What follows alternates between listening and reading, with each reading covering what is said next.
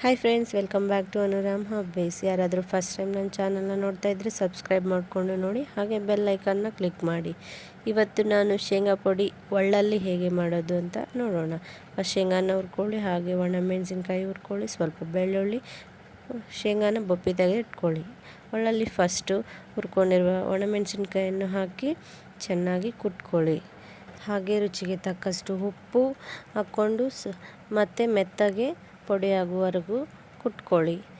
ಹೀಗೆ ಒಳ್ಳಲ್ಲಿ ಶೇಂಗಾ ಪುಡಿ ಮಾಡಿಕೊಂಡ್ರೆ ಸೂಪರ್ ಟೇಸ್ಟಿಯಾಗಿರುತ್ತೆ. ಈಗ ಒಣಮೆಣಸಿನ್ಕಾಯಿ ಪುಡಿ ಆದಮೇಲೆ ಶೇಂಗಾ ಹಾಕ್ಕೊಂಡು ಮೆತ್ತಗೆ ಕುಟ್ಕೋಬೇಕು.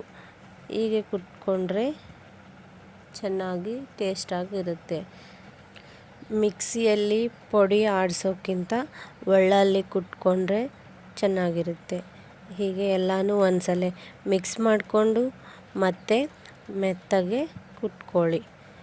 ಈಗ ಸ್ವಲ್ಪ ಬೆಳ್ಳುಳ್ಳಿ ಹಾಕ್ಕೊಂಡು ಬೆಳ್ಳುಳ್ಳಿನ ಮೆತ್ತಗೆ ಪುಡಿಯಲ್ಲಿ ಶೇಂಗಾದಲ್ಲಿ ಹಾಗೆ ಒಣಮೆಣಸಿನ್ಕಾಯಲ್ಲಿ ಎಲ್ಲ ಮಿಕ್ಸ್ ಆಗೋ ಥರ ಚೆನ್ನಾಗಿ ಕುಟ್ಕೊಂಡ್ರೆ ಮುಗೀತು. ಶೇಂಗಾ ಪುಡಿ ರೆಡಿ. ನಿಮಗೆ ಶೇಂಗಾ ಪುಡಿ ಇಷ್ಟ ಆಗಿದ್ದರೆ like, share and subscribe to my channel. Please support me. Bye friends.